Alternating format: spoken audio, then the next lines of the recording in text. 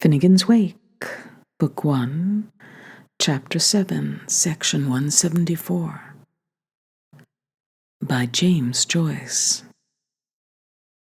He went without saying that the cull disliked anything anyway, approaching a plain, straightforward stand-up or knock-down row. And, as often as he called in to umpire any octagonal argument among slang-wangers, the accomplished washout always used to rub shoulders with the last speaker and clasp shakers, the hand touch which is speech without words, and agree to every word as soon as half uttered. Command me, your servant good. I revere you. How, my seer? Be drinking that, quite truth. Gratias. I'm Yush. See what I'm hearing? Oh, so goods, please it me sure, be filling this. Quiso, you said. Apasafello. Muchas gracias. Is there firing on me? Is there Gurlick on you? To your good self, your sulphur. And then at once focus his whole unbalanced attention upon the next octagonist who managed to catch a listener's eye, asking and imploring him, out of his piteous one winker, hemopsia diodominos, whether there was anything in the world he could do to please him and to overflow his tumble tantalizer for him yet once more. One hail cannon night, for his departure was attended by a heavy downpour, as very recently as some 1,000 rains ago, he was therefore treated with what closely resembled personal violence, being suggered all unsuspectingly through the deserted village of Tumbling on the Leafy from Mr. Van Homerig's house at 81 bis Mabbott's Mole, as far as Green Patch beyond the bricks fields of Salmon Pool, by rival teams of slow spires, counter-quick limers who finally, as Rahili, they had been detained, our rather late-ish thought, Bosnies heats Bosnies. They had better be streaking for home after their Auburn to Auburn, with thanks for the pleasant evening, one and all disgustedly, instead of ruggering him back and awake, reconciled, though they were as jealous as could be cullions about all the truffles they had brought on him, to a friendship fast and furious, which merely arose out of the noxious pervert's perfect lowness. Again, there was a hope that people, looking on him with the contempt of the contemplables, after first giving him a roll in the dirt, might pity and forgive him if properly deloused. But the plebe was born a quick low and sank a lowing till he stank out of sight. O saints beat Belia, mickle goes to Nichel, not possible, already, and nowhere has yet the whole world taken part of himself or his wife. By nowhere have poor parents been sentenced to worms, blood, and thunder for life. Not yet has the imp from Kopsaka forced the earth out of the Engeltear. Not yet have the Sashton and Judah on the mound of a word made wire. Not yet witchy of wench struck fire of his heath from an oath. Not yet his arcobalin forspoken, peace, peace upon oath. Cleft foot from Hempel must tumble, blameful gardeners bound to fall. Broken eggs will persuasive beaten apples, for where there's his will, there's his wall. But the mount still frowns on the millstream while their Madsons leap his beer, and her Ilstro lifts to his murkisty all her daft daughters laugh in her ear, till the four shores of deaf Tory Island let the douse dome Irewigs rail, herp for their misunderstandings. Chirps the ballad of Purse Urail. O fortunas casualitas, lefty takes the cherub cake while right cloves his hoof, Darkies never done tug that coon out to play non-excretory anti-sexuous, misogenic, gassy, pure flesh and blood games, written and composed and sung and danced by Niskimus Niemann, same as the pickaninnies play all day those old none of your honeys and rubbers games for fun and element. We used to play with Dinah and old Joe kicking behind her, and before and the yellow girl kicking him behind old Joe. Games like Tom Tom the Thunderman, put the wind up the peeler, hat in the ring, prisen your Pritchards and play Wither's team. Mickle and the lucky pig Nickel in the slot, Sheila Harnett and her cow, Adam and Elle, Humble Bumble, Maggie's on the wall. Twos and threes, American jump, fox, come out of your den, broken bottles, writing a letter to Punch. Tip-top is a sweet store, Henry Crump expolled.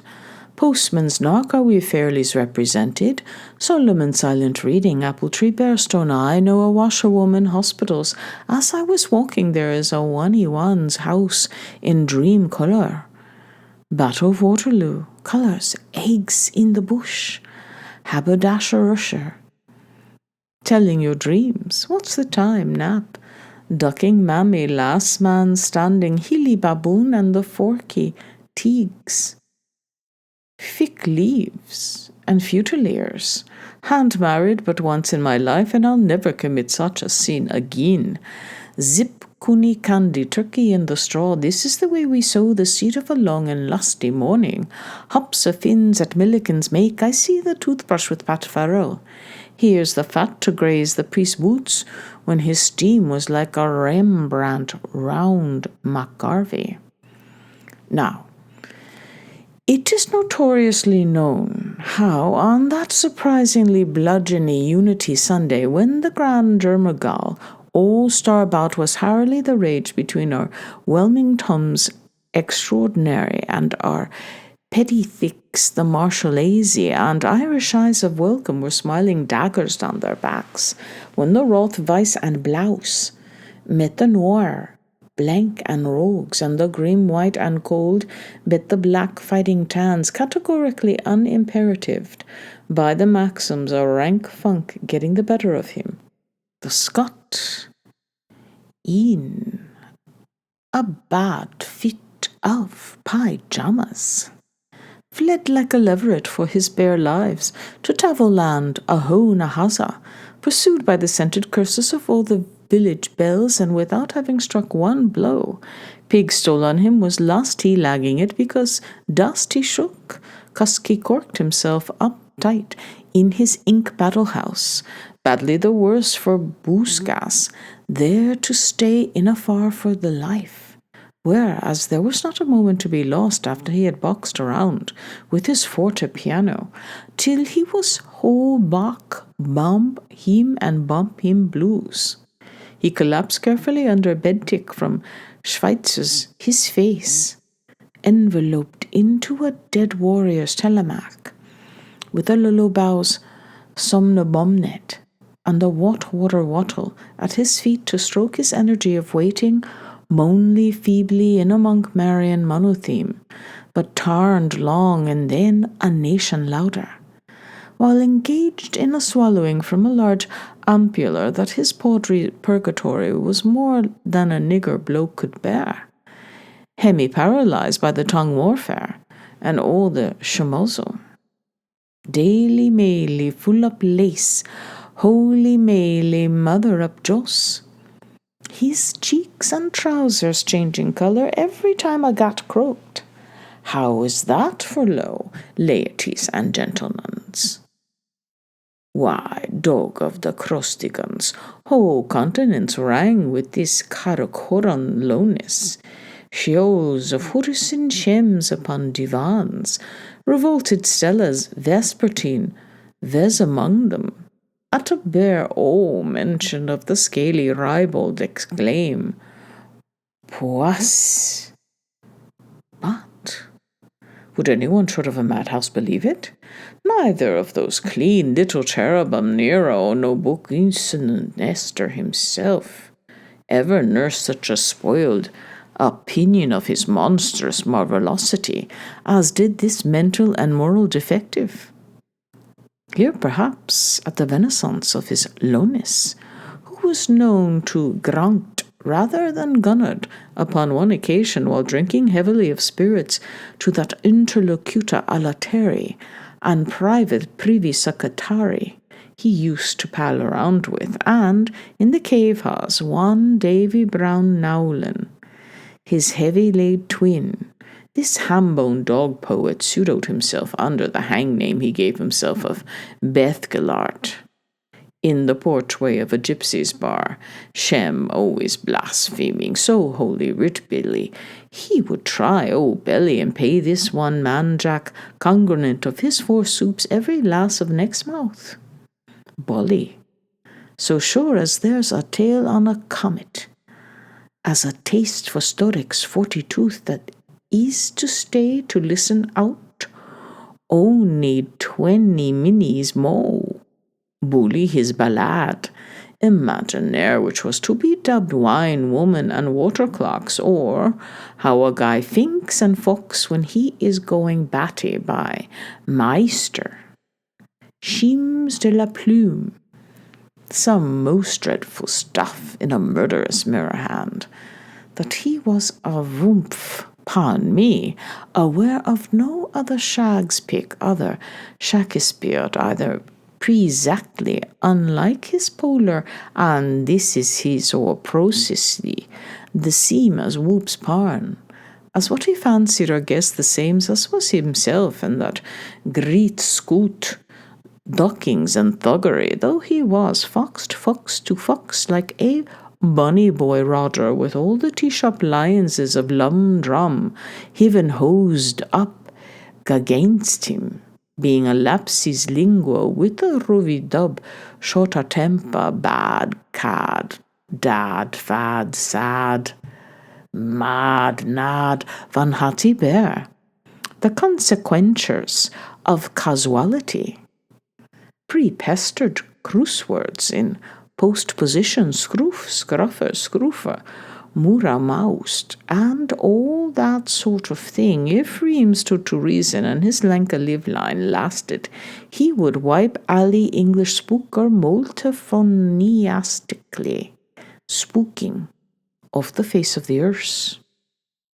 After the thorough fright he got that bloody Swithin's day, though every doorpost on much tried Lucul Lizard was smeared with generous erstborn gore, and every free-for-all cobbleway slippery with the bloods of heroes, crying to welcomes for others, and I Noahs and culverts a goosh with tears of joy. Our low waster never had the common bar lamb's pluck to stir out and about the compound, while everyone else of the torchlit throng slashes and sliced alike, mobu on massa wad and barred around, vamp yam pumpy yam, chanting the Giluli chorus from the monster book of poultry-attic poetry, O pura e pia bella, in junc et sampam, or in secular sincalarum heads up on his bona fide avocation.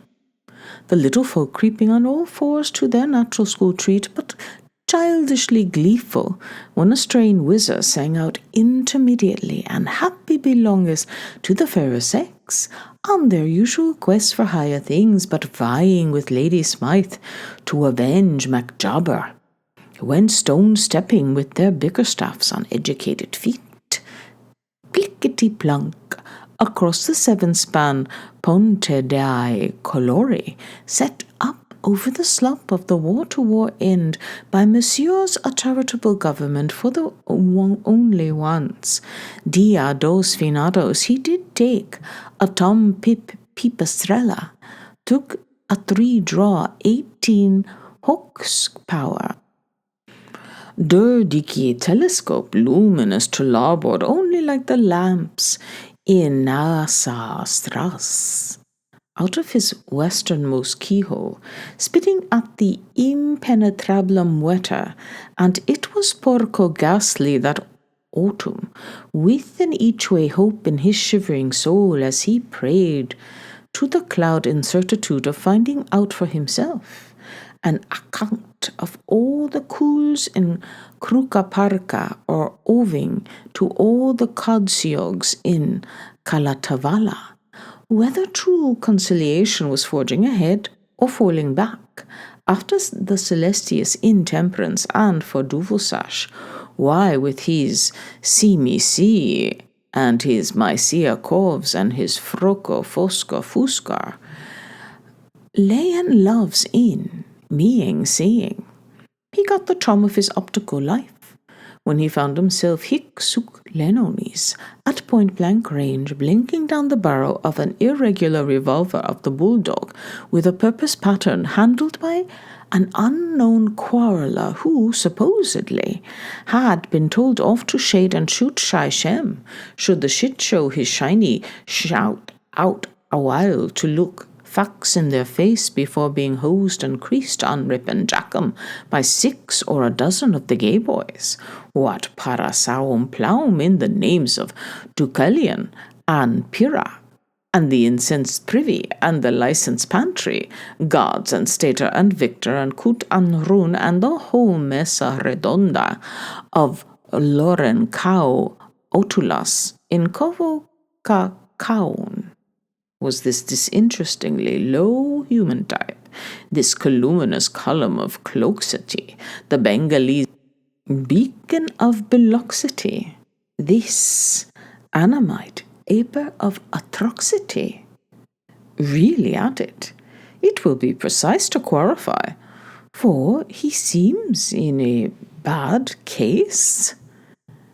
The answer to do all the ditties in one diddle would sound, from pulling himself on his most flavoured canal, this huge chest house of his elders, the Popopreta and some Navajo navies, he had flickered up and flinnered down into a drug and drunkery addict, growing megalomane of a loose past. This explains the litany of septonsio letter trumpets, honorific high-pitched erudite neoclassical, which he so loved, as patricianly to manuscribe after his name. It would be diverted, if any, the shuddersome spectacle of this semi-demented zany, amid the inspicisated grime of his glaucous den, making believe to read his uselessly unreadable blue book of echoes, Edition des Ténèbres, even yet sighs the most different Dr. Poindexter, authorized Bowdler and Sensler. It can't be repeated. Turning over 3 sheets at a wind, telling himself delightedly, no speller more, so that every splurge on the vellum he blundered over was an Isling vision more gorgeous than the one before tits. A rose-shell cottage by the sea for nothing forever, a ladies' try-on hosiery raffle at Liberty, a sewer full of gyne-gold wine with branco munga padenope and sick cylinder oysters, worth $1 billion a bite, and entire opera house.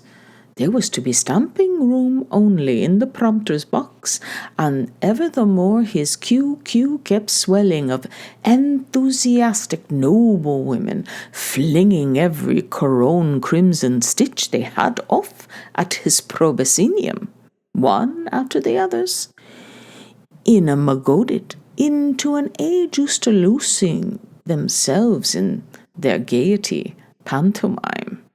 When, egad, sir, according to all accounts, Rick, he squealed the top squall him deal lil Shem lock up yellin'. Gee whiz, Jew hear that far. So pure. Lout gout of Sabios, juice like a Boyd. For fully 5 minutes, infinitely better than Baraton McLuckin with a scrumptious cocked hat and 3 green cheese and tangerine Trinity plumes on the right-handle side of his amaryllis head, a coat McFarlane, the cursed cut, you understand, a Spaniard's digger at his ribs, alfetit punsit, an azul blowsheet for his blouse bosom blossom, and din crozier that he won from Cardinal Lindudari and Cardinal Cachengari and Cardinal Lorio Tuli and Cardinal Occidentis Tachia. Oh, in the Derby Darby doubled, for falling first over the hurdles, madam, in the other hand, AATSOT, but what with the murky light, the botchy print, the tattered cover, the jig-jagged page, the fumbling fingers, the fox-trotting fleas, the lie-a-bed lice, the scum on his tongue, the drop in his eye, the lump in his throat, the drink in his pottle, the itch in his palm, the wail of his wind, the grief from his breath, the fog of his mind-fag, the buzz in his brain-tree, the tick of his conscience, the height up his rage, the gush down his fundament, the fire in his gorge, the tickle of his tail, the bane in his bullocks, the squints in his soul, the rot in his eater, the yaiko in his ear, the totters of his toes, the tetras on his tumty-tum, the rats in his garret, the bats in his belfry, the budgeriggers and bumbosolam bowbirds, the hullabaloo and the dust in his ears. Since it took him a month to steal a march, he was hard set to murmurize more than a word a week. Hicks, howlin', hooks, hisk. Can you beat it? Or, I say, can you beat it? Was there ever heard of such a low-down blackguardism? Positively, it woolies one to think it over. Yet, the bumper Sprinker used to boast aloud alone to himself with a accent on it, when mine father was a boa constructor and Hoy was a lexical student, parole and corrected with the blackboard, trying to copy the stage Engelsm, and he brought their house down on, shouting, "Bravour, so Charles, letter perfect. Colossal loose waller space." How he had been towed out of the Schicker families of the Klondikers from Pio Pio Rick, Swab Space, the land of Nod Truggers County, Pension Danuber Home, and Barber Polis, who had settled and stratified in the capital city after its head dom dairy metropolia archalicization, as sun blistered, moon plastered, glory, wheedling, jovial, lecherous, and full, ordered off the gorgeous premises in most cases on account of his smell, which all cookmates eminently objected to, as reassembling the abominable puzzo that welled out of the pozzo. Instead of chothering those model households plain wholesome pothooks, a thing he never possessed of his Nigerian own, what do you think Vulgariano did but study with stolen fruit how cutely to copy all their various styles of signature, so as one day to utter an epical forged check on the public for his own private profit, until, as just related, the dustbins, United Scullery Maids, and House Help Sorority, better known as Sluttery's Moulted Foot, turned him down, and assisted nature by unitedly shooing the source of annoyance out of the place altogether, and totally on the heat of the moment holding one another's gunk, for no one, hound or scrub lady, not even the Turk, ungreekable, in pursuit of the Armenable, dared whiff the polecat at close range, and making some pointing remarks as they done so at the perfects of the sniffy, your honour, aboon why a stunk, mister. Jime wishes to hear from wearers of abandoned female costumes, gratefully received wadmel jumper, rather full pair of culottes, and on the garmentaries to start city life together. His Jimes is out of job, would sit and write. He has lately committed one of the then commandments, but She will now assist. Superior built domestic regular layer. Also got the boot. He appreciates it. Copies. Abolishment. One cannot even begin to figure out the status quo ante as to how slow in reality the excommunicated dromchondriac Nate Hamus really was. Who can say how many pseudostylic shaminia? How few or how many of the most venerated public impostures? How very many piously forged palimpsests slipped in the first place by this morbid process from his pelagiarist pen. Be that as it may, but for the light fantastic of his nose's glow as it slid lucifericiously within an inch of its page, he would touch it at its from time to other the red eye of his fear and sadishness, to ensign the colours by the bare lids in his madness, and his educandees to outhew to themselves in the cries of Gurligi, Gember, Inquar, Chamber, Sincero, Zinzabar, Tincture and gin. Nibs never would have quilled a serif to sheepskin. By that rosy lampoon's effluvious burning, and with the help of the simulchronic flush in his pan, a guinea a gurk he gets there, he scrabbled and scratched and scriubled and scrivened nameless shamelessness about everybody ever he met, even sharing a precipitation under the idlish tarrier's umbrella of a showerproof wall, while all over, up and down the fore margins of this rancid Shem stuff, the evil smeller, who was devoted to Old Fadar Sardan Napalus, used to stipple endlessly in artistic portraits of himself, in the act of reciting old Nichibelli's monologue, Inter year hano au nano ad kelle brum le bras mas. Ser autere QED, a heartbreakingly handsome young Paolo with love lyrics for the goyles in his oils, and plaintiff's tenor voice, a jugal income of 132 drachmas per yard from Broken Hill stranded estate. Cami Bridge Mannings, cutting a great dash in a brand new 2-guinea dress suit, and a old Hogsford hired for a Thursday evening, Mary Pouty, and a lovely long pair of inky Italian moustaches, glistering with boric Vaseline and frangipani. Pah! How unwhisperably so.